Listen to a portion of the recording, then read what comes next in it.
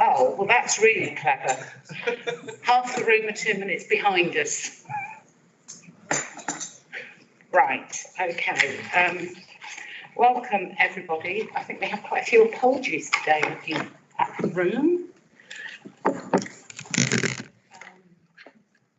Yes, Chair. We have apologies from Councillor Moyes. However, Councillors Hayworth, Moody, Samuel and Wood are all joining via Teams and therefore non-voting. Right. Councillor Samuel's in another meeting at the moment, isn't she? She's hoping to come across if she can. Yeah. No apologies from Councillor Blackley. Yes, and also apologies from Councillor Moody, I understand.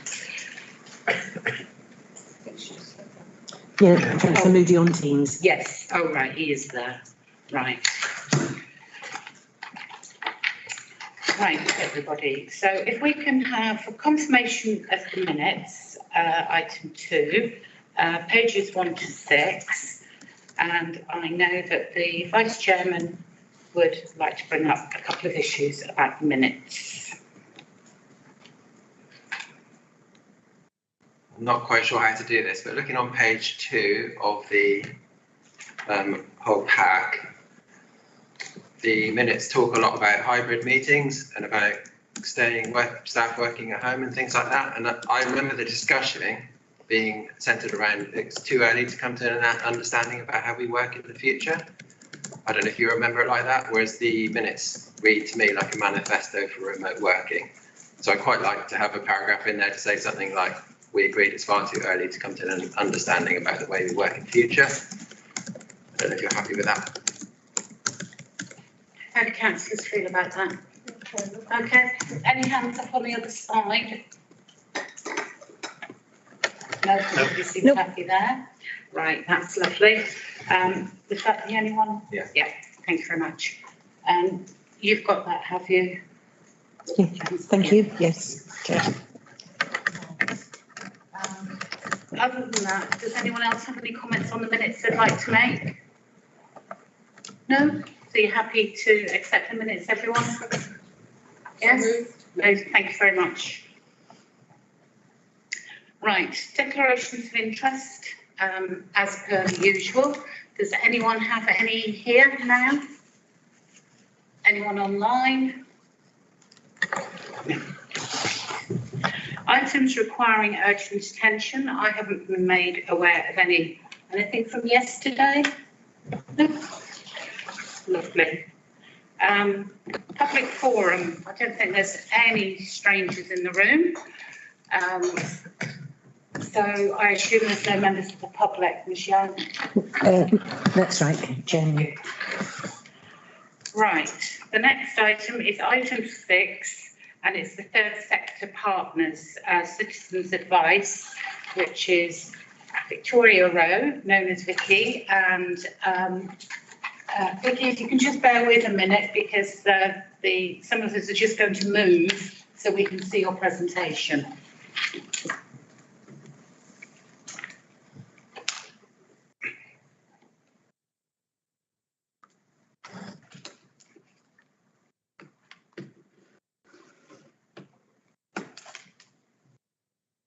Chair, would you like me to introduce this? Yes, please.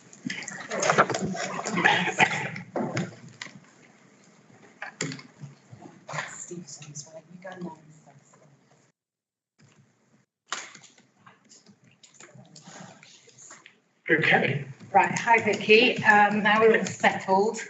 Shall I introduce it? Yeah, thank you very much, Councillor Leach. Western Borough Council supports a number of third sector partners that are crucial to supporting the well-being of our residents. One such partner being Citizens Advice, still often referred to as CAB. Western Borough Council has agreed a 3-year funding arrangements with arrangements for our key partners, with CA being awarded £32,900 per year. We are currently in year 2 of this funding arrangement. I'd now like to hand over to Mrs. Rowe who is the Chief Executive Officer for Citizens Advice, which covers Torridge, North Devon, Mid Devon, as well as West Devon. And she will be able to provide councillors with an update on the work of the CH services, as well as future opportunities and challenges. So, over to you, Mrs. Wray. Thank you, Councillor Leach, for that introduction, and thanks to councillors for inviting me to the meeting today. Can I just check that everybody can hear me okay? Not as well. Not great. Okay, I'm just going to turn my speaker up to full volume then, and hopefully that will help. Is that better? It's one of the problems with the hybrid way of working, unfortunately, isn't it? The sound quality is often not great.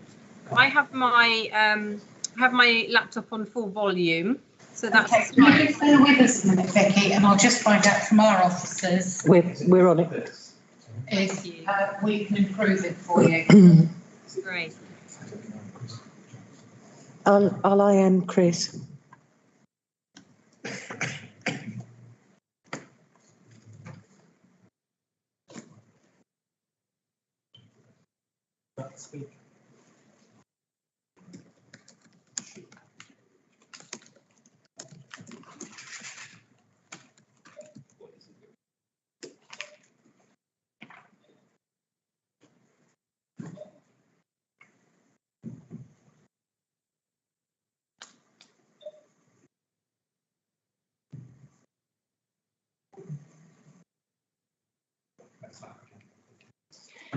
I'm being told that the sound volume on the rest of the Teams meeting is fine.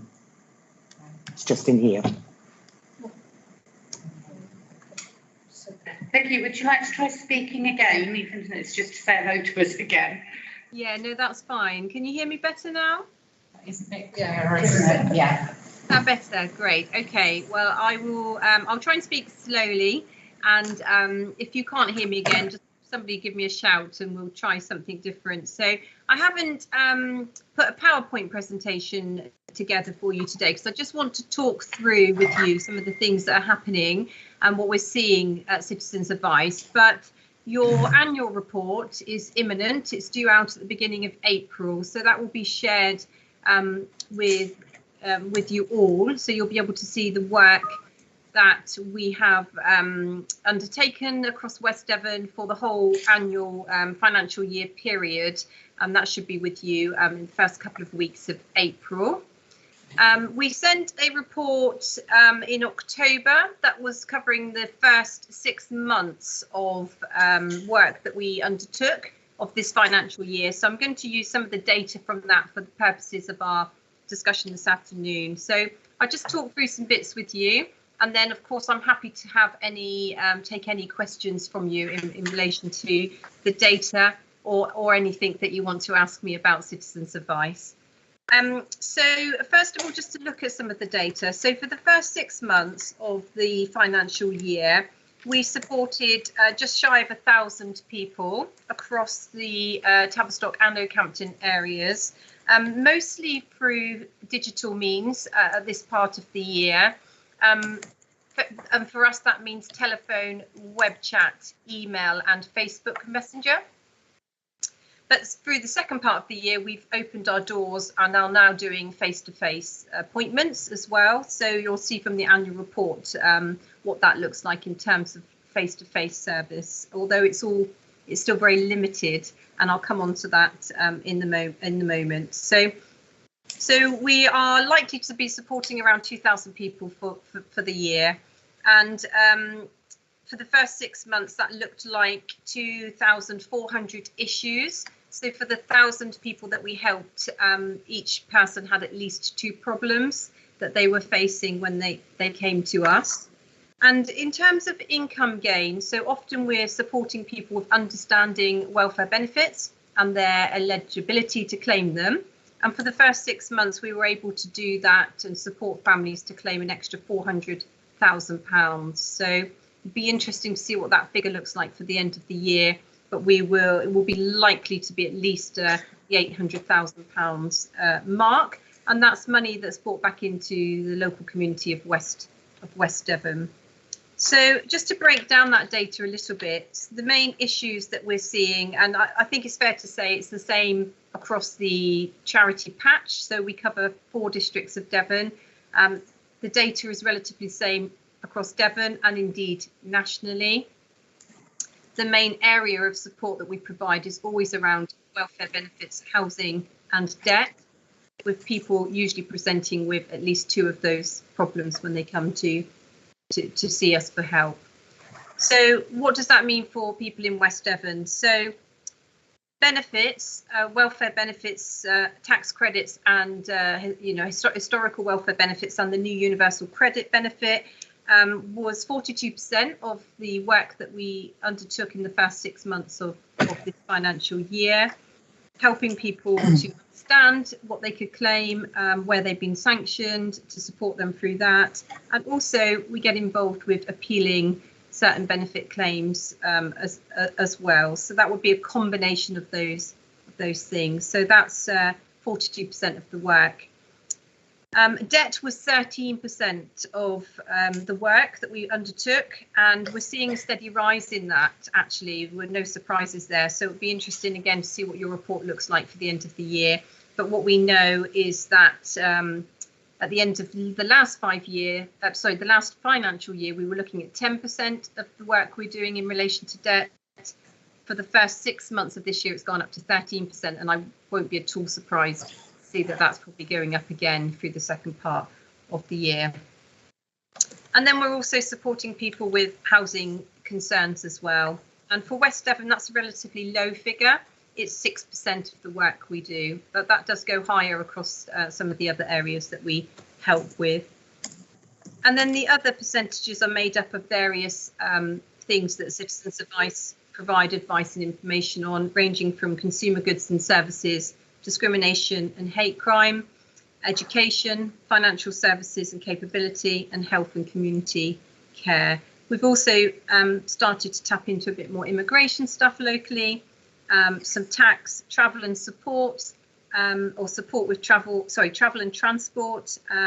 We had quite a few inquiries, particularly around travel insurance and how that linked to COVID, and also utilities, which we, again, has increased through the second part of the year. So main bulk of work, 60% plus of the work we do is around those 3 key areas of welfare benefits, housing and debt.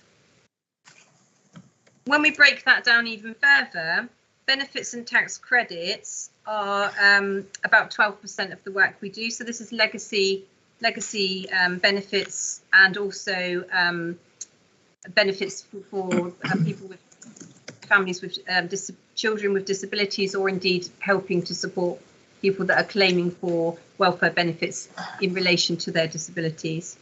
And universal credit, we dealt with nearly 400 issues around that, and they tend to be where people are struggling with the application, or where there's been changes or sanctions in relation to their universal credit.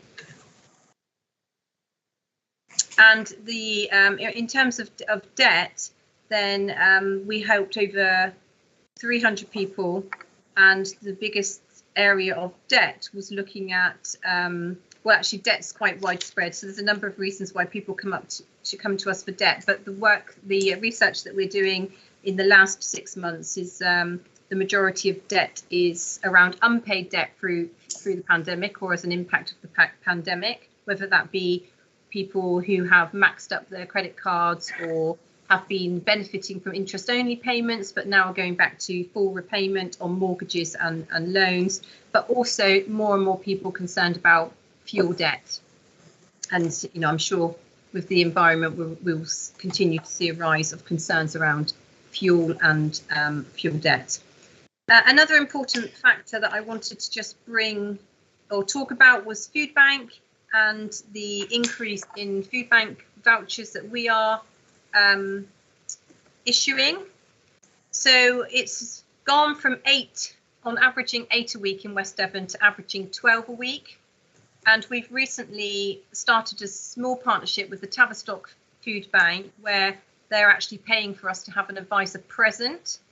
And we've only started that in February. And since then, we've helped 44 people that have presented to the food bank. Some of those where we've issued the food bank voucher ourselves, but some where another partner has maybe issued the food bank voucher. But when we've spoken to the client, they've needed extensive support, advice and information on a number of factors. As we know, providing the food bank voucher is great, but obviously there's underlying problems and issues that need to be dealt with in order for those people to be able to not have to come back to the food bank again.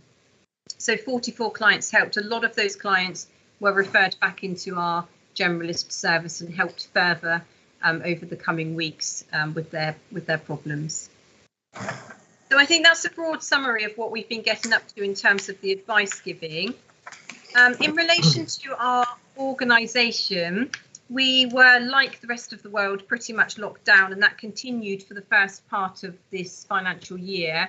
As I mentioned at the beginning, we have opened up our doors, for want of a better word, both in the Tavistock office, which is actually the Tavistock GP surgery, and also in the Ockman Centre. We've been relying somewhat on our landlords in terms of when we were able to do that. And what we've had to do is restrict our operations in terms of face-to-face to make sure that we are limiting it just for COVID restrictions purposes, but also because of the limitations on our resourcing. So we've had to offer face-to-face services just for our most vulnerable clients, the most vulnerable people in society. What we have learned, as I'm sure most organisations have, is that we can help the majority of people via digital means. 80% is the sort of citizens advice benchmark for that now. But we do know that 20% of the most vulnerable people in society will not be able to manage a digital service, and therefore it's very much our intention to be providing face-to-face services across the towns in West Devon. We have a logistical problem and a resource problem in doing that, in that prior to the COVID pandemic, we had a resource of 150 volunteers. We lost 70 of them during the pandemic. Most of them just stepped down because of other commitments and having to self-isolate. We are recruiting to try to recover our position there, but 70 volunteers is the equivalent to 10 full-time paid members of staff. And it was the majority of our, what we call our generalist advice, so not specialist areas, but first kind of visit for clients and second visit for clients, would have been dealt with and supported by volunteers. And also some of our volunteers, not all I might add, but some of our volunteers have been reluctant to do face-to-face, even with as the restrictions are easing. So we've had to manage that accordingly. We do have some paid staff providing generalist advice, and we've increased our resource there, but we're not funded specifically to do that. So therefore, it's something that we're working on. How can we sustain that resource? Having a paid resource for generalist advice has got lots of positives to it. It means that we can ask people to go to different offices at different days, and also that more consistency of an approach in terms of the delivery. That doesn't mean to say that we don't rely heavily, and still will want to rely heavily on our volunteers. So we've managed to recover our position a bit. We're now up to 90 volunteers, but I know there's a few of you in the room that have an understanding of what we do in citizens advice. So you'll know that it takes many months to get trained and ready to start supporting people. So it's not an easy thing for us to fix. And we're balancing that against an increase in demand for our service. So it's not a great figure to report, but it's an honest figure to report. We're only able to manage to support about 45% of the people that need our service at the moment. We can measure that quite clearly through the digital channels, particularly through our telephone service, which is now local to our own charity. It's harder to manage the face-to-face or to understand the face-to-face demand, because I'm sure there will be some people that are slipping through the net, despite the efforts of the council and other organisations across the patch trying to make sure that we're supporting those people. So we do have a bit of a road ahead of us. We're short on resource and demand for our services is increasing. The only other thing I want to mention before I open up to questions is that we're getting a lot of feedback from our national citizens advice around the impact of COVID. We're only just really starting to understand what that looks like from a community perspective. And of course, the pandemic is still here, isn't it? We know that cases are really high again, and that's affecting people's ability to work, and it's ongoing. But what we're expecting to see is a 60% increase in people that are suffering with debt. It's not just the pandemic, is it? But also the cost of living and the fuel increases that we're all hearing about. So a 60% increase in people struggling with debt over the next 2 financial years. So our main business priority now is thinking about how do we address that? How do we address that when we know we're only helping 40% of the people that need our support now? That number is going to go up significantly.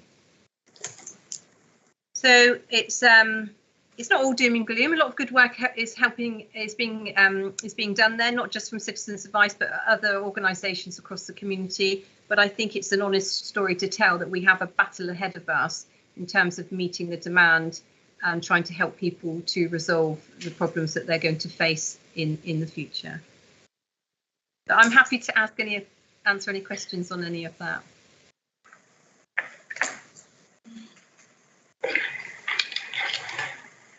Councillor Spettercute, please.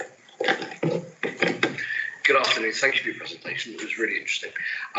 My question is, as resources allow, have you found that the success you've had at Tavistock Food Bank would mean that would be a means of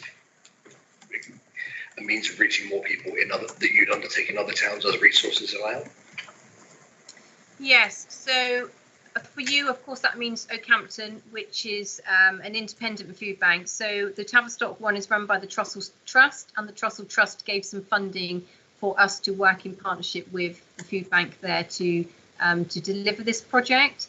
We haven't got a resource to just fund that ourselves. So we are talking to the Oakhampton Food Bank about that, and there could be an opportunities for us to apply for funding to do that. But it feels like a sensible and suitable place for us to be as a charity, because we are there when people come in for the, to get their food parcels and able to support them with their problems. So it is a strategy that we're trying to work on across all the towns that we work within.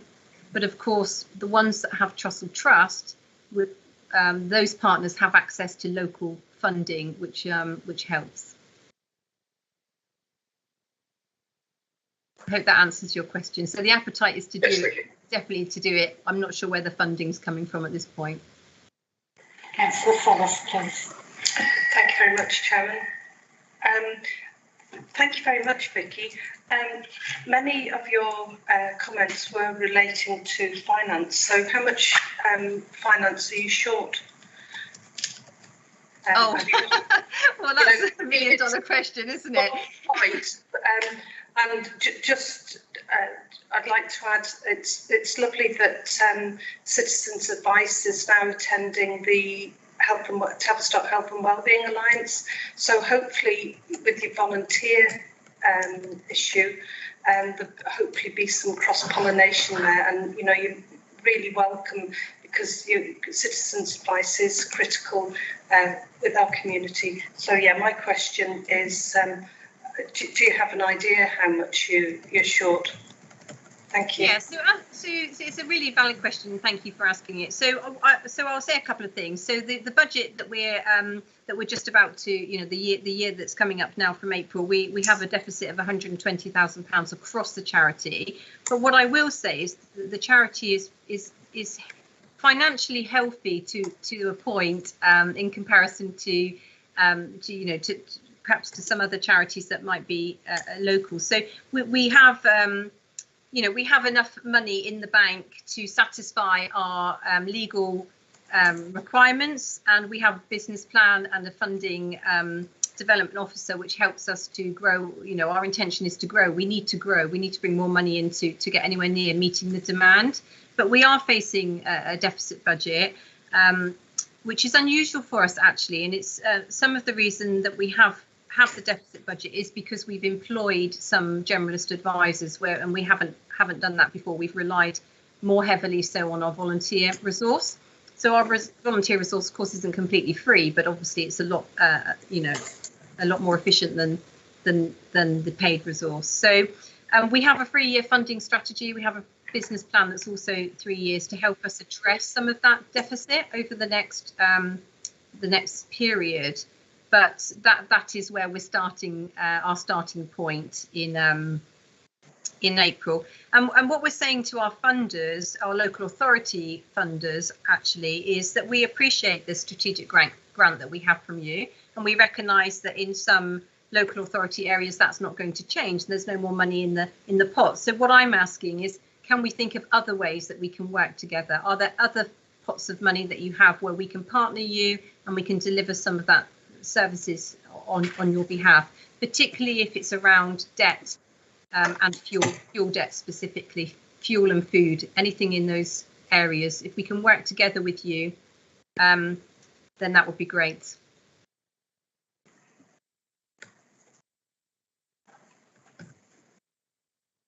Councillor Kimber and then Councillor Daniel, please. Thank you very much. It's very interesting. My question is about fuel costs and universal credit. So I think Martin Lewis said recently on television there's nothing more he can do to help people. If I was on universal credit and my cost of fuel goes up, is the impact, as you're saying, likely to be a 60% increase in people suffering with debt over the next 2 financial years? Or is that underestimating the impact, do you think? Well, I think we're still yet to fully understand the impact. What I would say is that a lot of people struggled when the £80 per month or the £20 per week added extra universal credit was taken away. We had a lot of inquiries around that, and people concerned that they were unable to make their ends meet. So I think, if you add into that the percentage increase that the fuel, the fuel is likely to cost people, then there is going to be a significant impact. And there are lots of things happening at the moment with winter fuel grants, not least from yourselves at West Devon and at Devon County Council, but they usually tend to be about between sort of £60 and £100 per family. So it does help, and we're very aware of them and are making sure that our clients know how to get that money, but it doesn't fix the problem.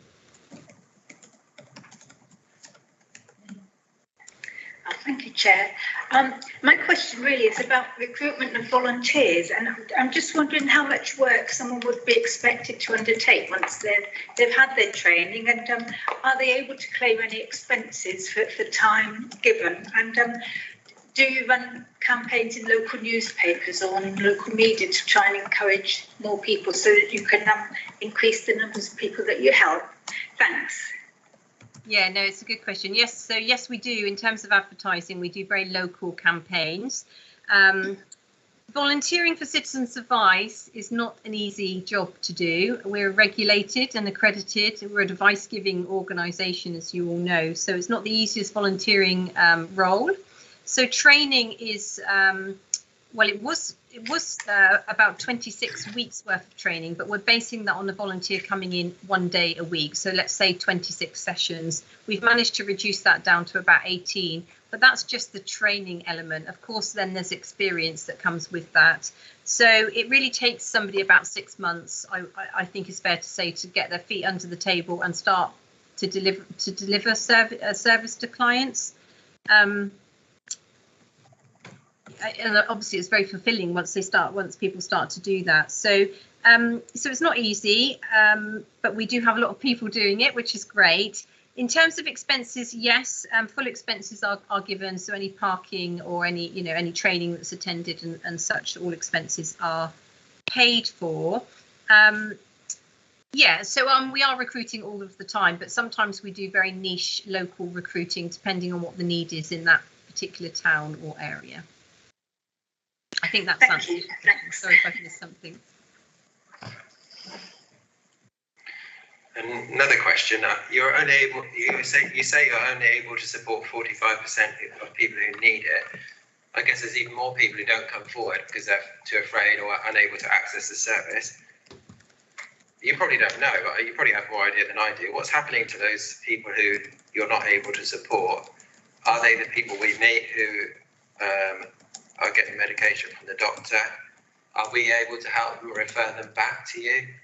You don't have capacity, so I'm not quite sure what we can do to help. Yeah, okay. So it's something that Councillor Leach and I have talked about on a number of occasions, is those people that are slipping through the net. It's a very hard one, isn't it? Particularly when doors are generally more closed or closed more than they have ever been before. So I don't know is the honest answer to that. We've done some work with yourselves as a local authority, with town councils, with other community groups to try to understand who these people may be and to offer routes in via what we're calling trusted partners. So if somebody presents at West Devon Borough Council, your housing and benefits teams will have direct referral routes into our service so that we can help people. We also have partnerships with GP surgeries in some of our towns. We don't have one in West Devon at the moment, where we have advisors funded to sit in the GP surgery, take referrals directly from GPs. That works brilliantly. We know that 20% of people that go to see their GP don't have a medical issue or concern. That it's more of a social and well-being one. So we're doing some good work there, but again, that requires conversations with local GP surgeries and funding. The difference with what we're doing in Tavistock GP surgery is that we're not in a funded project with them. We are paying rent to use space. And that doesn't mean we don't work closely with them, because we do, but it's a different thing than having a paid partnership where GPs are specifically referring clients to us. And it works particularly well aligned to the social prescribing picture. So if you have a social prescriber locally, they will have a route into us directly. But if we can sit next to them and help the client with the advice and information bit, then that's even better. So that's another area of business planning that we're working on. But the honest answer to that is people are slipping through the net, and I'm not sure what we can do collectively to further address that.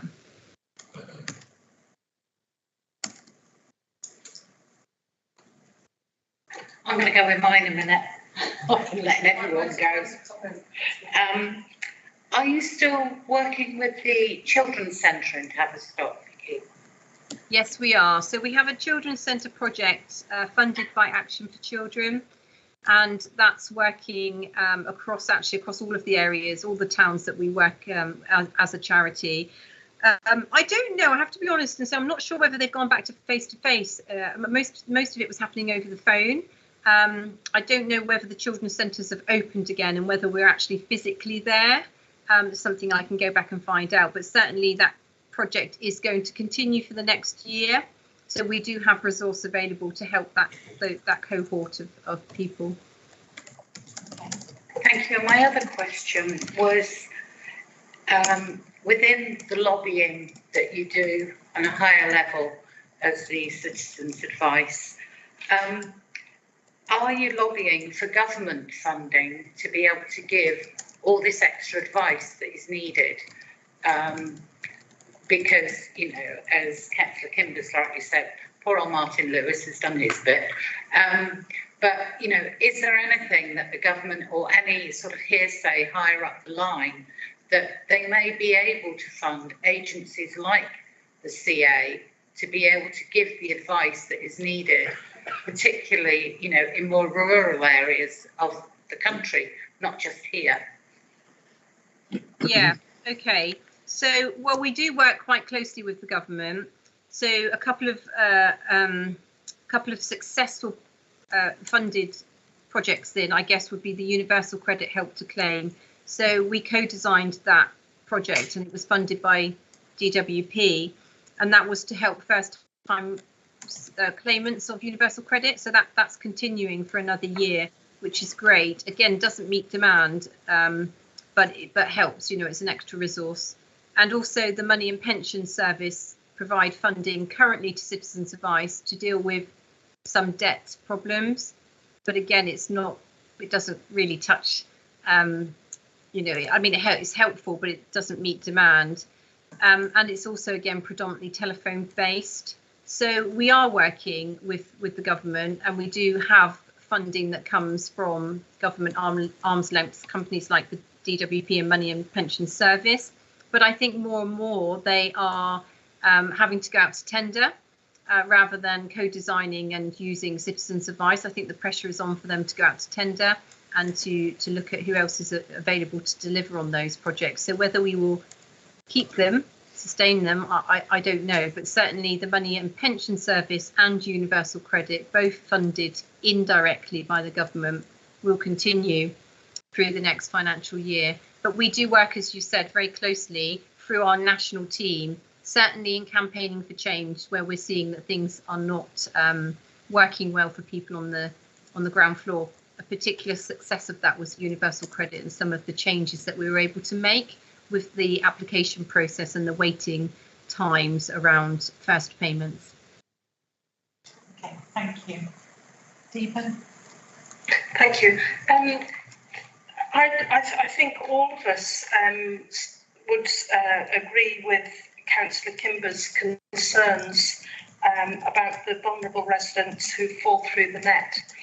And Councillor Leach, you've spoken about the Oakhampton Health and Wellbeing Alliance and the Tavistock one, and it's really encouraging to see how they're growing from strength to strength.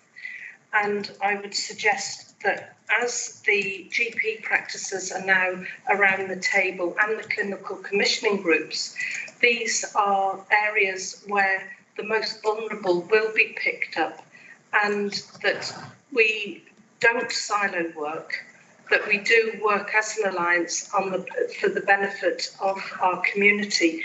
And for those who don't know, the alliance in Tavistock started off with single numbers of statutory and voluntary groups, and now we're into sort of 40 plus areas.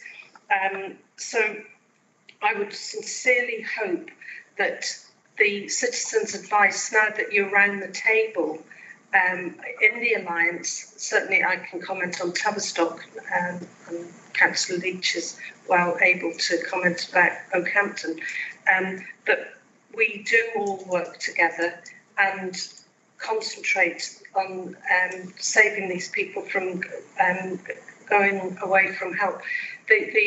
The farmers are, we had a very interesting conversation and after dinner talk at the civic dinner, and talking about the deprivation that farmers experience with rurality and issues such as that.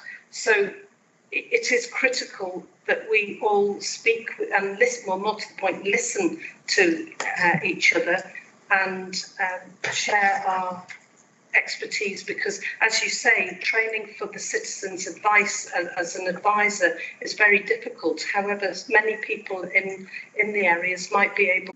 A sort of follow up from this, if we could ask councillors if they would ask at their parish meetings if anybody would like to become a volunteer, to get in touch with you, because that goes out in some of the more rural areas that maybe, we could find you some volunteers that would like to come along. As you know, I'm fully aware of what it entails and everything else. But it is, once people usually become a volunteer, they usually stay with you for, a good 5, 10, 20, 30 years. Some people stay a very long time with you. So that training is worth it. But funding wise, I hope you can get more from the government, but as we would all say, don't hold your breath. But it is so desperately needed, and will become ever more so during the next year or so, with fuel and everything else that is happening. But thank you very much, and we look forward to seeing you again. Thank you. So I'm always welcome to come and have a chat with you. And as I said at the beginning, the report will come out in April. So any councillor, I'm more than happy if you want to pick up with me individually to talk through any data that's within that report. I'm more than happy to have a conversation about it. Okay, thank you very much indeed, Vicky. Thank you. Bye-bye. Bye. Oh, Chair, I was just going to say that I came back to see if there was any recommendations on the report from Councillor Leach, and it just says that the overview and scrutiny consider the update from citizens' advice, and I don't know if after what you've heard you want to reflect and change it to thank the citizens' advice for the work that they do supporting our most vulnerable. But and if we could ask members if at their parish meetings and Councillor Sellers, like at your county parish meetings, if we could just, put in a word to see if somebody may come out of the woodwork in some of the parishes who would like to be a volunteer. It is a long, hard process. Meeting your first clients is quite daunting. But as I say, most people stay with them for a long time. So if anybody newly retired thinks they'd like to go and do something, which is normally the age range they get, will be really good. So I think if we could put that, a real thank you as a support for what they are doing for our clients in West Devon. Right. So we all note that bit, and then if we can put Mr. King into the spotlight. Peter, are you using a presentation as well, or you're just going through the report? No, I have got a presentation which I believe has already been shared, and I'll give an abridged version if I may. Yeah, okay. Councillor Leach, would you like to introduce Peter? And also just to say thank you for coming, Peter. Peter's just recovering from COVID, which is why he's not here in person, but he had to miss the St. Ham's meeting last week. And Mr. John Parkinson is here in his role as our specialist for leisure services. John's at the back of the room for those that don't know him. Okay. Right. Peter? Yes. How much of this report is confidential? I don't believe any of it's confidential. Okay. Right, off you go. Oh, sorry, Councillor Leach. I thought Councillor Leach, yeah. Yeah, I won't keep you too long. So the first report, this report will before you provides an update on the current performance and the presentation summary for last year, 2021. This takes into account the effects of the pandemic, the performance recovery of the leisure centres during last year. The provision of leisure centres is a discretionary service. However, the activities are aligned with Council's corporate strategy plan, which is a plan for West Devon, in providing quality services and community wellbeing. This includes increasing active participation in sport and leisure activities, investing and supporting public leisure facilities is an investment in the prevention of ill health. Excuse me. And leisure centres are essential community hubs, significantly contributing to improving people's health and well-being. I believe actually the report is self-explanatory, but I'd like to pass over to now Mr. Peter King for his presentation. Thank you, Peter. Thank you all. Thank you, Councillor Leach. Can I just check? Can you just confirm you can hear me okay? I'm not too loud or too quiet. It's fine. Okay, thank you. First off, thank you for inviting me today to present last year and talk a little bit more about what we're doing going forward. As it was previously said, unfortunately, I'm recovering from COVID and still testing positive at the moment, which is extremely frustrating. So I'm so sorry not to be with you today. And the other thing before I start, I'd like to thank everybody in the room for their continued support and help around the leisure provision and the recovery of the centres in order to drive forward. So thank you very much for that as well.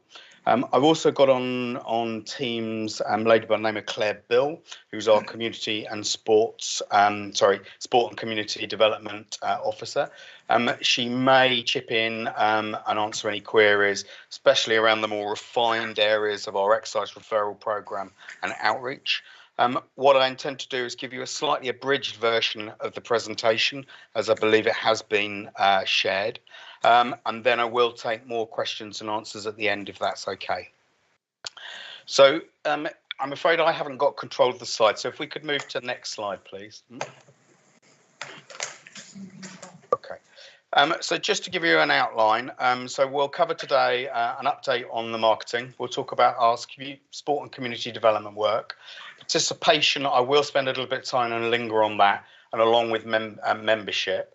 I'll talk about some of the key areas, the lowlights and the highlights within the customer satisfaction, a little bit on facilities, and then give you a bit of a flavour of what we're looking to do as we move through 2022.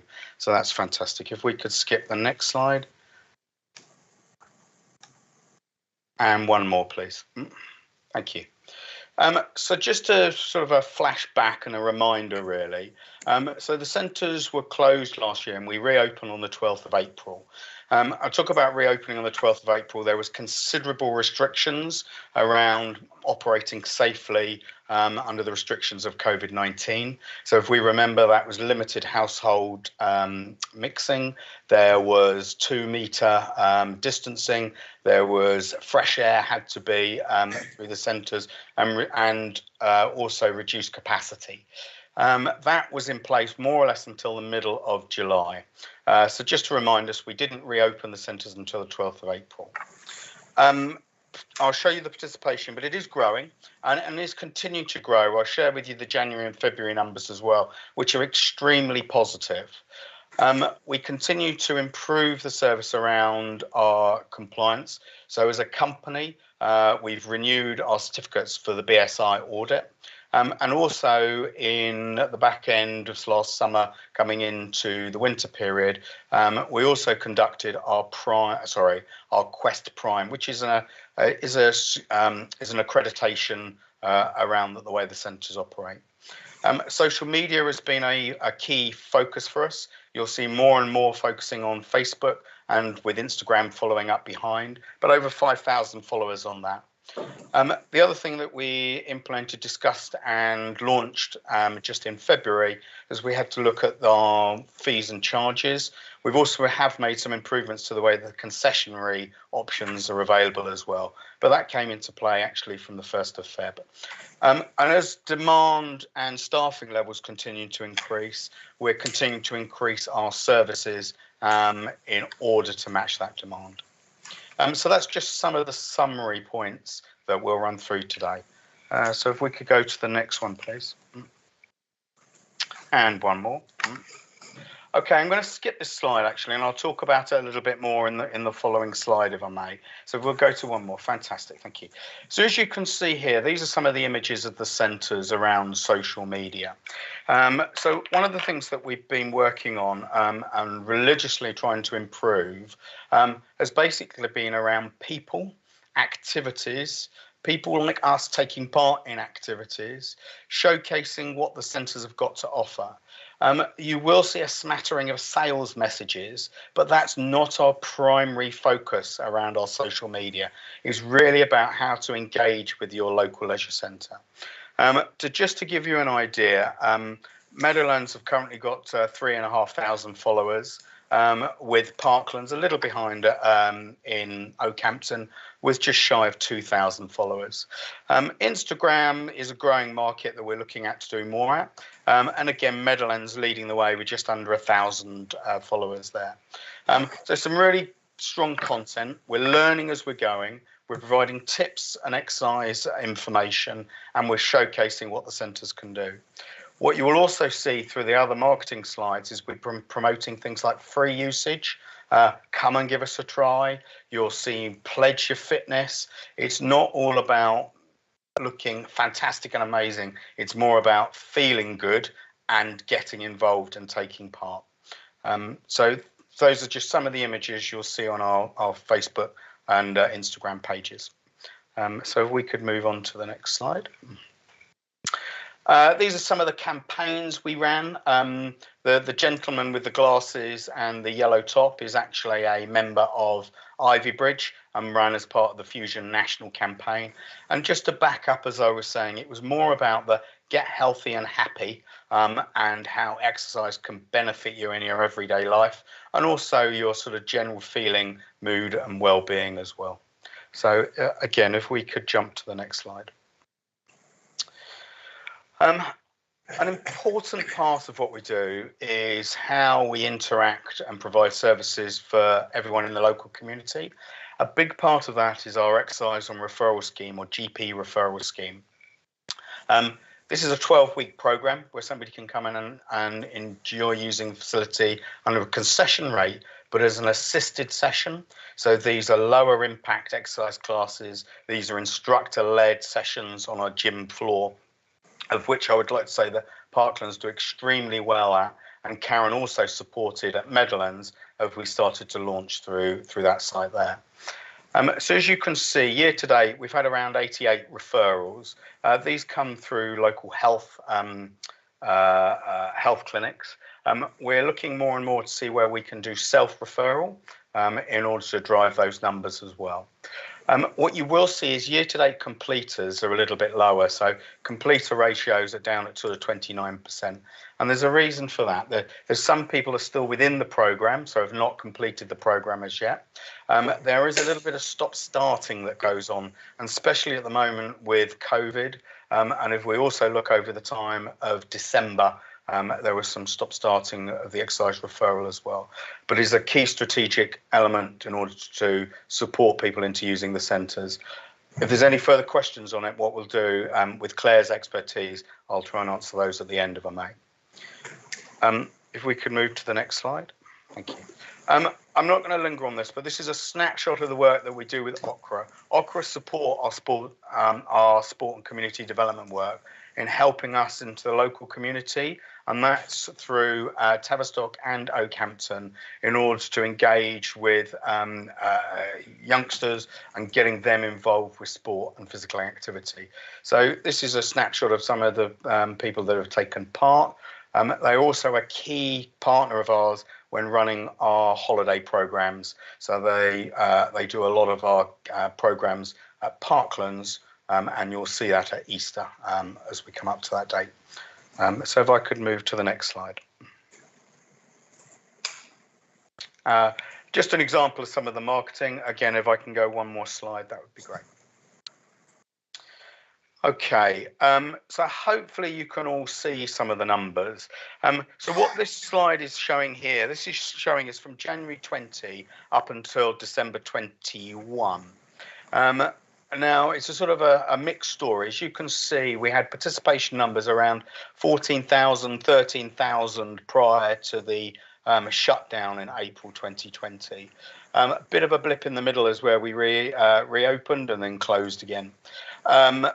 What you'll see now is the participation continues to grow from April 21. Now, December, we had a blip. Omicron obviously reared its ugly head in December. On top of that, people were being very careful of where they were going because they didn't want to jeopardise their Christmases. So December is a little bit of an anomaly within that, but we are on the right direction. As you can see, the numbers are getting up now, close to where we were in 2020 and closer to our 2019 numbers. Just to give you an example, January now, we're at 16,000, and February, we've just tipped the 17,000 mark across the two centres. So a real strong performance at the beginning of this year, and moving in the right direction. Superb. If we can jump to the next slide for me. this gives an idea of our numbers across the whole of the contract. And I talk the whole of the contract, which is West Devon and South Hams, but I'll highlight the two, obviously, within West Devon. Currently, at the moment, Meadowlands is about 85% of its bounce back prior to COVID-19. Now, as a whole, we're at 77%, but Meadowlands is actually bucking that trend. And that's doing it with things like the reinstation of the restart of our wet and wild programs around swimming.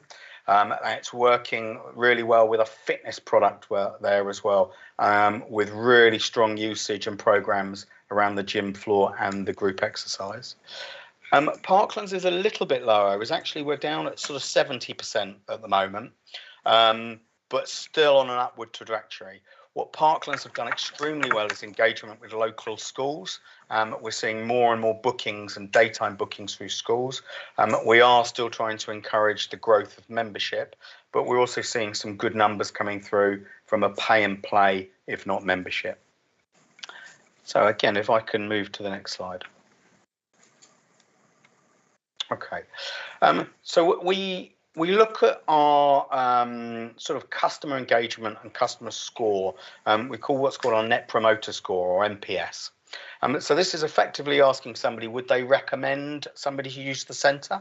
We send out surveys to those people that are visiting or have used the facilities, and we send it out to all members. Most members will get a survey probably twice a year. Some can be a little bit more than that, but depending on usage, but it's normally about a couple of times a year. Some of the items that you can see here that in the red, which could create negative comments, tends to be around cleanliness, facilities, and also group exercise. Cleanliness is an area that we've been working hard to eradicate and improve on. I'll talk a little bit more about what we're doing to do that, improve that going forward. And generally, you'll see cleanliness is linked to things like the changing rooms, showers, and also linked to facilities in a little bit as well. So cleanliness, I'll talk about a little bit more in a moment. Group exercise is whenever we change a group exercise program, have to cancel a class for one reason or another, or make an amend. We have so many people engaged and love the group exercise side, it does create a lot of comments. And then facilities you'll see there, again, that tends to be linked to the changing rooms or anything where we've got out of order. So if anything breaks or anything is down, that tends to fall under facilities. Just to mention on cleaning, we've looked at a number of different models for cleaning, from contract cleaners to in-house. We're currently moved to an in-house model and are employing dedicated cleaners to support the existing staff. And we've done that just at the beginning of this year. So we're currently recruiting at the moment. We've also seen an improvement in cleanliness. The one I do want to highlight, which is the highlight, is staffing levels, which tends to get the highest recommendations around good customer service, support, help, and they're also the people that everybody sees on a daily basis. So that always far exceeds anything from a negative or what is the yellow is a neutral. So I'll answer any further questions that people might have on that at the end, if I may. So if we could move on from there. This is a bit of a reminder on facilities more than anything. The movable floor at Parklands has continued to be a challenge. I think almost everything's new on it now. But over last year, we had a sensor, we had changes to the hydraulic rams. We've also put in new cabling as well. It is behaving itself at the moment and is in full working order. There was significant works required at Parklands.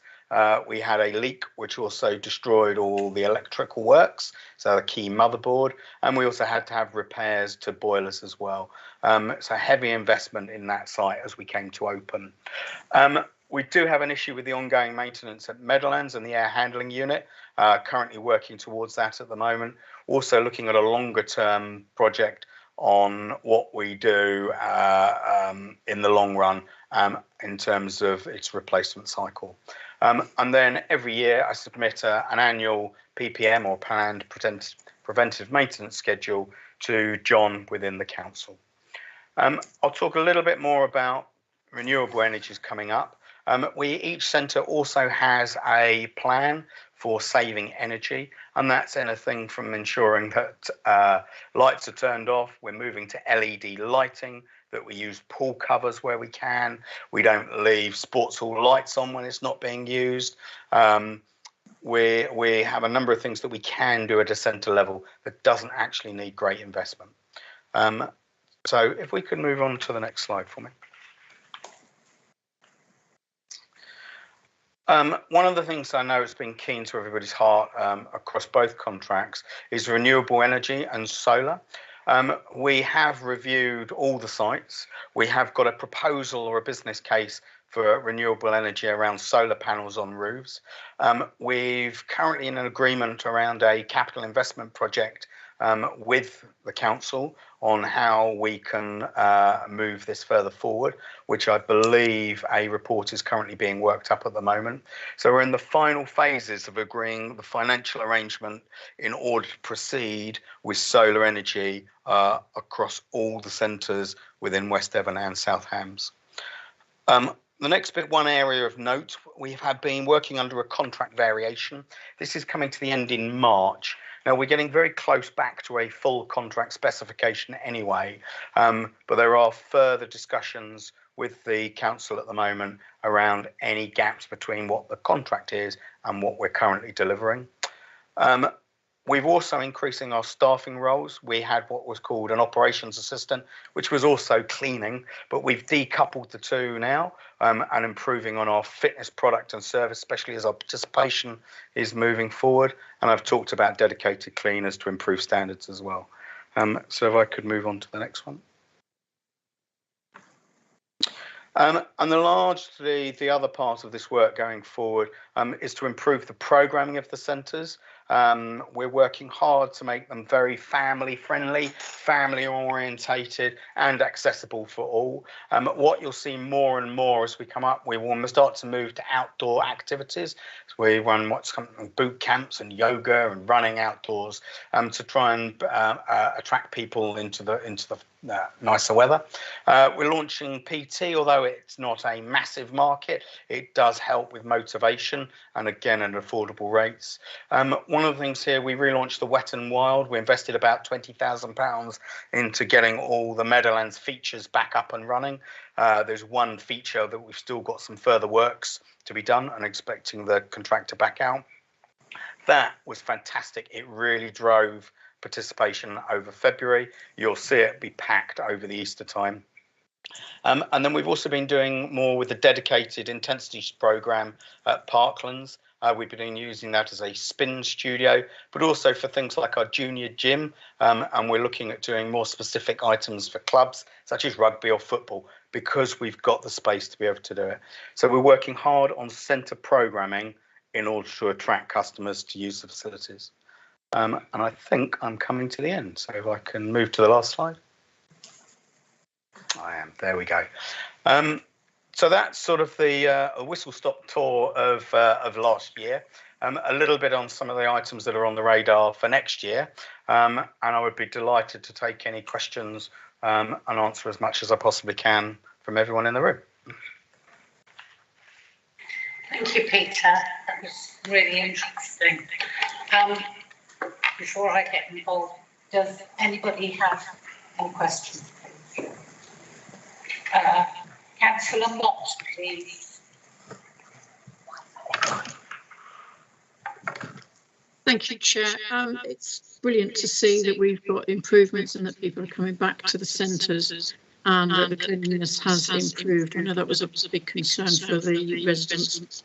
Can I ask, please, on a recent visit that I made to the centre, I noticed that a lot of the lockers are out of action. You've got buckets around because of leaks in the ceiling, and that general maintenance, if you like, leaves a lot to be desired. There are seats for the viewing area, for the swimming, that people aren't able to use because they're just missing. I'm happy to share photos if that's what's required, because there's also doors are looking tatty, shall we say. Handles are loose on the toilet cisterns and locks are locked in the toilet, for example.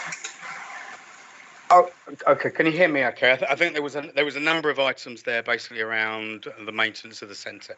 Let me pick on some of the items. Some I am very much aware of, and some are work in progress, and some I'd be delighted to pick up any specific examples that you have. So let me start with lockers. You're correct. There are a number of old lockers there that we are working to change locker doors and locks.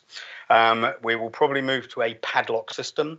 I know Amy has already put in an order to replace a whole chunk of those doors. I don't have the definitive date for you at the moment, but I can check and come back to you on when those improvements will be completed. So you are right. There are a number of lockers that aren't serviceable and need to be improved. So we are working to do that. The leak you mentioned, unfortunately, Storm Eunice has caused havoc on our roof. So we did have an initial leak that was fixed, and unfortunately we've got a huge leak now. So we've had contractors out to try and quote. The problem is they're saying that they need all the plant equipment moved on the roof in order to then quote and fix. So we are currently looking for 3 quotes, and then we'll go with the best contractor in order to deliver that. So we have a temporary fix at the moment with a roof leak outside the Intensity Studio. The door handles, I don't know which specific ones, but we are working on some of the chrome work to improve that. That is being cleaned up because you can see the chrome where some of the moisture has got to. And I've also got a deep clean of the centre booked, which is happening week commencing the 4th of April in order to help us with some of the items that we're just struggling to really work on. Loose door handles, those sort of things we deal with, that's down to us and we should be picked up throughout our general day-to-day walk around and maintenance. So I'd have to check some of those specific areas with you.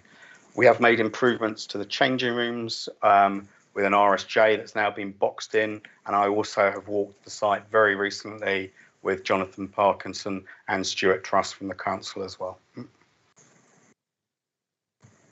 So it's a bit of things to work on. They're not perfect. I could definitely say we will continuously work on these buildings. They are aging buildings, and they do give us a bit of pushbacks now and then as well. Yeah, it would be a shame to see all your hard work that you're doing at the moment let down by general maintenance.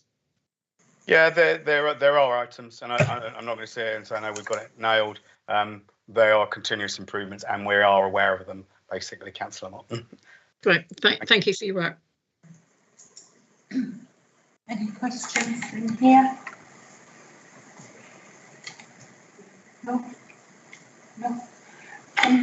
Peter, I wasn't able to make the site visits, but would still like to do so with you and John. So when you're next down, it would be great to do that, because I do have quite a lot of questions that we could be here all day with, and air handling units and things like that. You know, it needs a better conversation than conversing over Teams like this in a meeting. So I will arrange that. Yeah, be delighted to. John. Thank you very much for the. Pardon? I'd like to, I missed it. Yeah. The other thing, I was on the website last night, and I don't find it a very easy website to get around. There's nothing that really tells you what the classes are, what the gym has. I just found it really disappointing last night, the website. And I wondered if the company as a whole are looking at that, because, you know, if you've got Aquafit, you'd like to know what you're going to do. If you've got, you know, what facilities are in the gym for people. There was nothing about how you could get doctor referrals and things like that on there. There seemed to be, and if it was there, I couldn't find it. And I spent about half an hour playing around with the site last night, and I have to say I was quite disappointed. I think if you would speak to our chief executive, he would definitely agree with you, I'm afraid. Our website now is probably 5 or 6 years old, and has lots of limitations. It is recognised that it needs due an overhaul. There's various things that we can do to make it better from a customer side of things. I think sometimes we're a bit guilty of, we're used to it. So from an operator, I know where to look for things and not looking at with new eyes. The answer to your question is yes, we need to improve the website. It comes with a fairly hefty bill to do so. And I can investigate what we can do better at a local level to make sure we have that information. It's one of the reasons we've been working hard on the social media side, and the app, it tends to be a more user-friendly option as well. But yes, it is a plan to overhaul the website, and also how we book and pay, spinning off the website as well. But I don't have a timeline for you, but I can Could I just definitely work. make a suggestion that even if you just put on the website, please look at Facebook and the address and things like that. That may help you, because it's just not easy to navigate. Yeah, the website is very static. The only thing really people are using it for at the moment is things like opening hours, telephone number, and timetables. The rest is really done all offline. So I do take your point, and I think as an organisation, I think we'd agree that it needs further work. But I will see what I can do locally, Mandy. Okay, thank you, Peter. Oh, sorry, Councillor Spetsky would like to ask something. Thank you, Chair. Peter, I've got 2 questions for me that I'm afraid they're both centred around Meadowlands. My family are weekly users of Meadowlands. My first question is, whenever I'm there, the cafe appears to be shut. Is it the case that it remains shut, or is there a plan to reopen it? No, there's definite plans to reopen it. We've been a bit slow in our approach to how to handle it. We have now just got a corporate approach to be able to ask for expressions of interest from local providers, and then further health and safety paperwork and framework that sits behind that. So I was about to say, very shortly, we'll be asking for anybody that would like to operate from a local level a cafe. I have had one conversation with a company that have already put their hat in the ring, sorry. So the answer is yes, the intention is to open the cafe. Thank you. And my second question, I haven't used the website to book a family visit recently, but the last time I did, you were operating on restricted numbers and you had to book to swim. So as your numbers are coming back up to pre-pandemic numbers, and things start to become a bit more, I'm hesitant to say normal, will you still be operating a booking system, or will it be a first come, first serve, the pool's open? No, one of the things that's been, there's 2 things actually.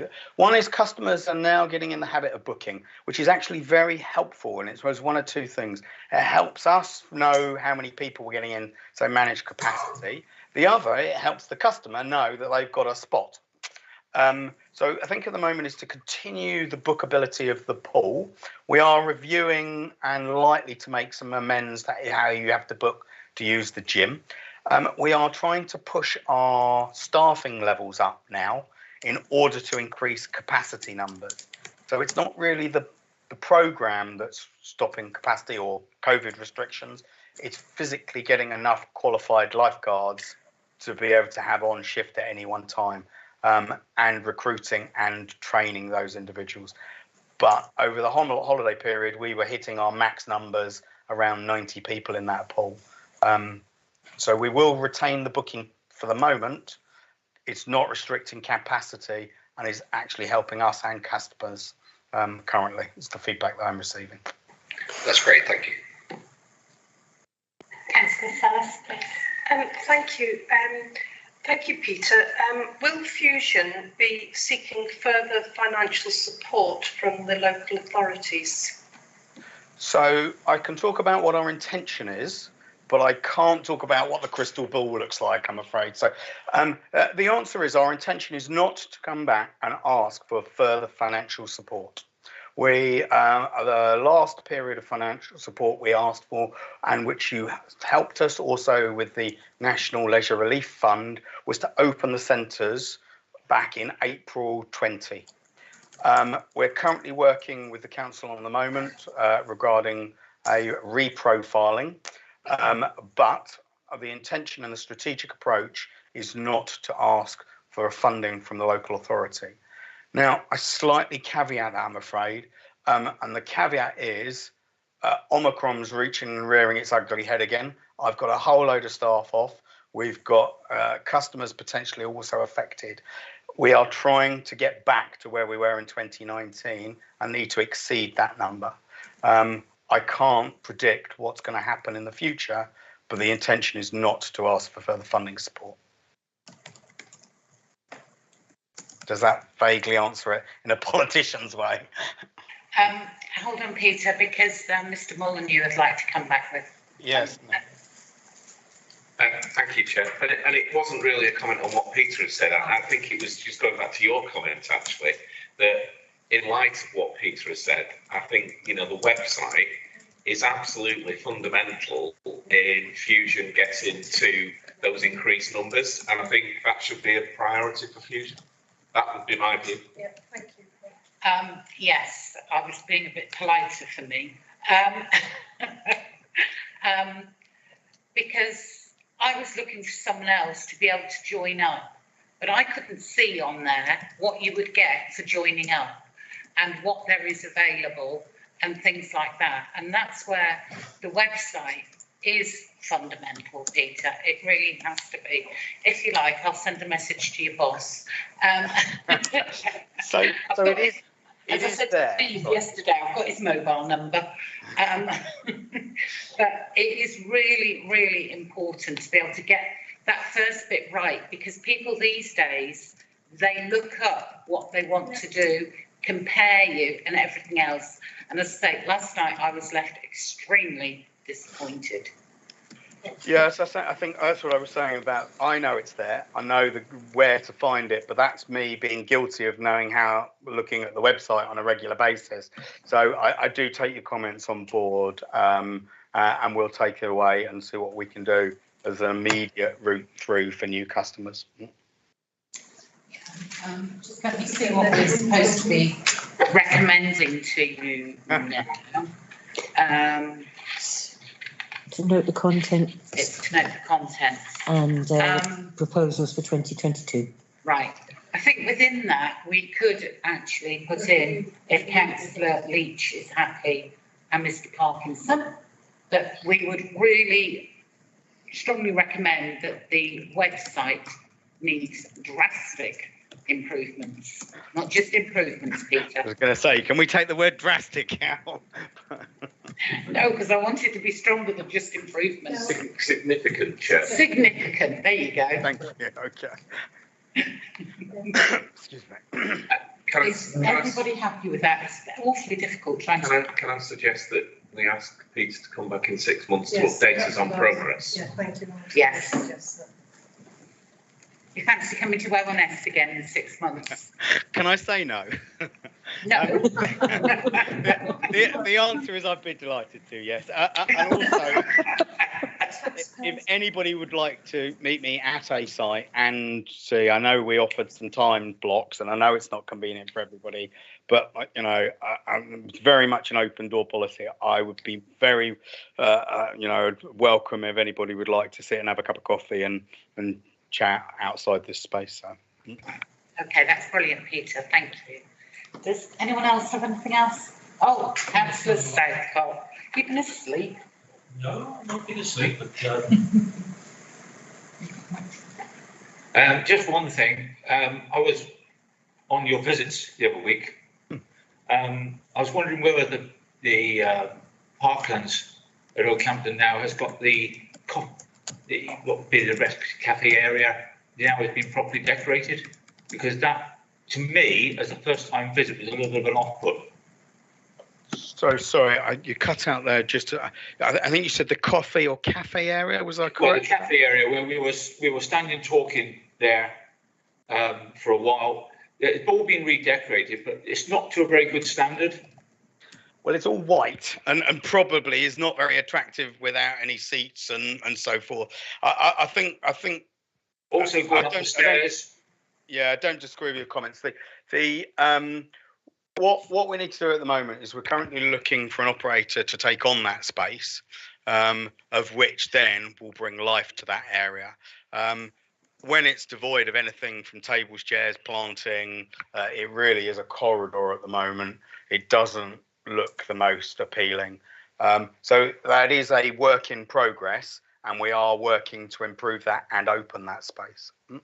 But the answer is yes, it needs further redeck and a bit of love, basically. I'll just follow up from there, because we visited before, Peter. You've had a really successful cafe in Oakhampton, had some lovely products and coffees. Did they supply all the chairs and everything else that went with it then? No, that was us. It was in-house. Now, the problem with cafes, and I don't want to get too drawn on it, it was actually a loss-making. So it's a service we're providing which helps the whole leisure centre because you get people linger time and it improves and enhances the service. But actually, we were losing money over it. The other challenges was staffing that particular cafe as well, and then keeping up really strong product lines. Now, actually, with a more specialised operator, we think we could probably do a better service and provide that at a sort of a cost neutral. We're not looking at, it being a huge income draw.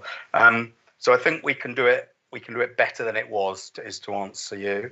And I think we've got keen people that would like to take it on. But we've just started that journey, I'm afraid. Thank you very much for that, That's Peter. okay. Right, is Peter okay to run away now? Yeah. Thank you very much indeed, Peter. Thank you. Thank you for your time today. Bye.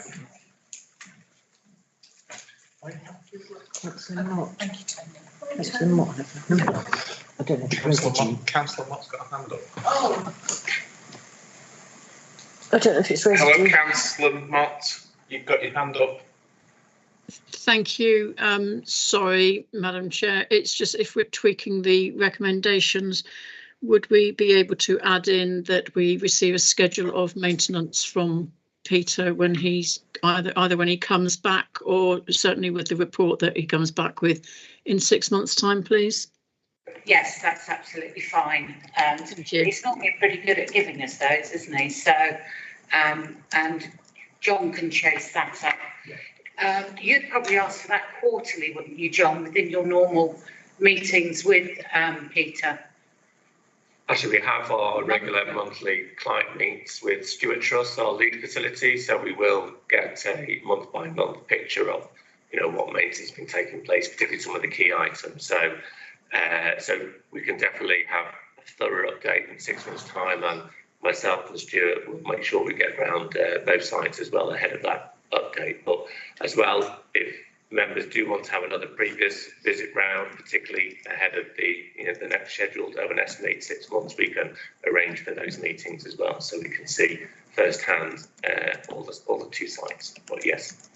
Can I just remind members that actually, particularly members who use it as, like Councillor Spettigue, as a family facility, or of people who've come to you with complaints, please send them to Mr. Parkinson, because he does have monthly meetings with them.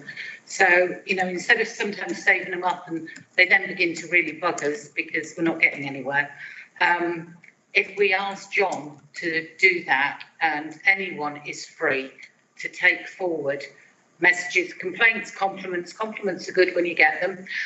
So if they could go forward, that would be really good, wouldn't it, John? And make sure meetings more helpful. Yeah. Is that okay, Caroline? That's great. Thank you very much. That's okay. Thank you. Right. I'm sorry, everyone on Teams. Now I've got my back to you again. So we will move on, and I'm now going to ask a dreaded question. Sarah, did you need a screen? No, thank you. Oh, hang on.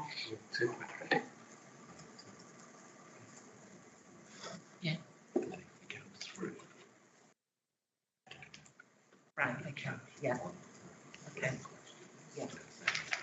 Yeah, okay. Right, who's going through options then? Okay, right, okay. Right. Councillor Crozier, is he? Where is he? There he is, hidden behind James. Councillor Crozier, would you like to introduce your item then, please? Yes, indeed. Thank you, Chair. The advisory group met on the 8th of March and we had an excellent meeting. In fact, it was more of a council meeting than an advisory group. We had 13 council members joined us and it was quite a lively session. And if all sessions were as good as that, we'd all be doing very well.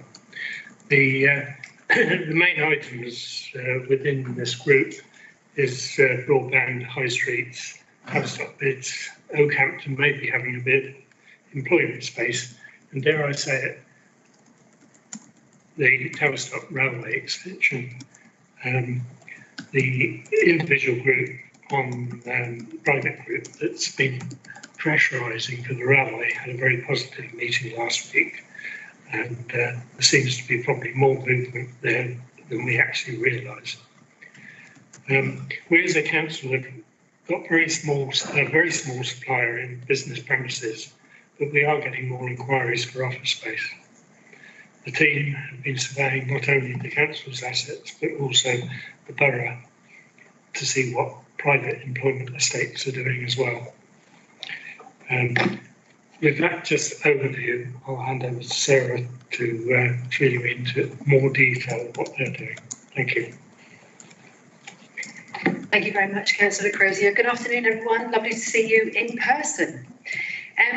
We set out 12 ambitious projects and objectives that are vital in these challenging times as we assist businesses in their long journey of recovery from the impacts of the pandemic. And the theme of thriving economy is being received very well in feedback that we're getting from stakeholders and partners. I'm delighted to report today that as we draw a close to the first year of delivery of our new corporate strategy, a plan for West Devon, that all work streams within the thriving economy theme have begun and are on track. With Councillor Crozier's guidance, we're creating a strong foundation upon which we may build further in years 2 and 3 as we set out together in a plan for West Devon.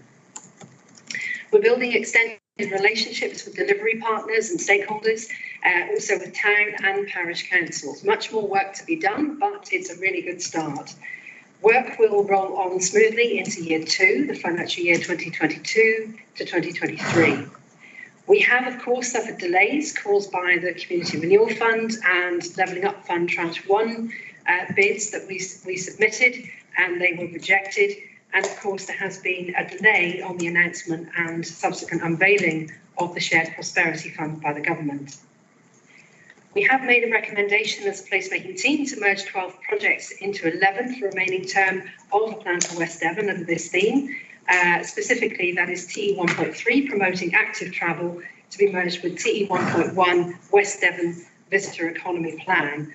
Pretty much the same, really. Of course, you have our full report in our meeting pack, and I'll now work through each of those objectives with a brief description to try and bring the report to life for us a little more, and of course we'll welcome your comments. So moving on to TE 1.1, developing a West Devon Visitor Economy Plan. We have begun that development of the Visitor Economy Plan, and we are likely to be working across South Hams as well as we move forward in developing more of a strategic plan for both areas. We have launched the #MyPlace campaign before Christmas, which continues on into this year. We've already launched something pre-Easter and will continue into the summer and then into the autumn months as well. And of course, Christmas again, keeping up the annual cycle, working closely with town councils and parish councils. We have put into print and social media adverts unifying events across West Devon for the first time. And we have seen confidence growing with our colleagues in the town and parish councils, and hopefully we can build on this still further as the years roll forward. The Eco Museum the project that is picked up later is also likely to form a major marketing asset within our marketing plan and provide the core activities around which we will base the West Devon promotion. So at that point, I'm just going to pause and see if there are any comments or questions, or if you would like me to move on to the second project. Councillor Flashon, please. Thank you, Chair. Yes, very comprehensive. I'm just a bit concerned that the marketing strategy will need to have some form of curb on it in case it is too successful, particularly on the tourism side. I'm thinking if we're oversubscribing and getting more tourists into the area, that the facilities that we already have, the infrastructure, cannot cope with those. So whatever we do on the marketing strategy must include some form of review of the consequences of that. I'm thinking about traffic and public transport and parking, etc., etc. So as long as that's incorporated within that marketing structure, we have to look at it as a holistic sort of viewpoint as opposed to a specific aim in this. Thank you, Chair. Councillor Sellis. Thanks, Chairman. Tavistock Town Council has vacant commercial properties. Has there been any discussion with the Town Council about looking at reducing rents? Thank you, councillors, for your comments. First of all, on the evaluation of our marketing plan, we will be making sure that we are constantly reviewing and checking, sense checking, measuring performance. And if we were to find that we were too successful, and really I do hope that we are, but if we are too successful and we have a problem and a challenge with that, then we will address our marketing. We will work with partners to make sure that we deliver alternative ways of managing those numbers. That's about pushing people into different parts of the region. But I really value that comment. Regarding the comment around Tavistock empty retail units, we are working very closely with the Business Improvement District and in constant touch. What we want to do is make sure that we have a bustling, thriving economy in the town. And of course, we want those units filled. Empty units aren't any good. So in terms of rents, we haven't had that discussion yet, but it's not off the table.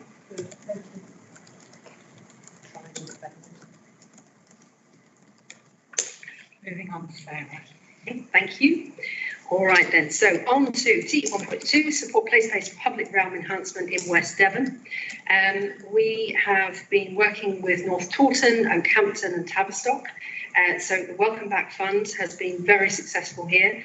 And I'd like to thank Neil Hawke, who has been very supportive to these communities and also to our team in placemaking to make sure that the wheels have been oiled and everything runs smoothly and that the monies have been received and spent within the timelines.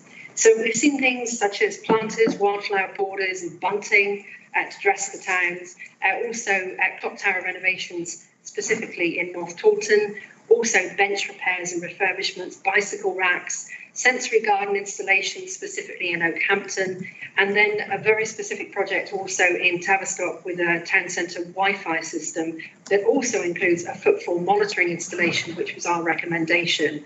So we're seeing great work together coming forward, the ideas being shared, and then thankfully, because the money was available through the funding, we've been able to deliver.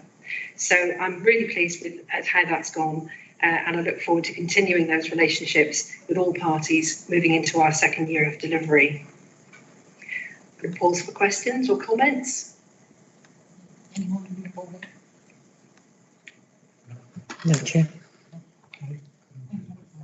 Thank you. T1.3, promoting active travel, cycling, horse riding and walking routes across West Devon. As I referenced earlier, we would like to recommend to absorb that, merge it with the first objective, which is developing the West Devon Visitor Economy Plan. They're pretty much the same. We wouldn't see a loss in that merging, because we do see that active travel in all its forms of cycling, horse riding and walking are vital to our borough, particularly in discouraging car use. So at this point, the work is being picked up, and we are finding that there are opportunities of liaising across borders, working with the Ruby country around Hatherley and then further north. And we're also looking towards our active travel programme, actually linking in with this as well, with a separate lot of activity working with Sustrans and Devon County Council, and make sure that all of this is unified and cohesive. I have a question through there, Sarah. Bearing in mind how important active travel is and how keen we are as a council for it, should we be merging it? I just feel that this on its own, and with the excellent, absolutely brilliant presentation that you gave last night about cycling, I mean, it was just fantastic, wasn't it?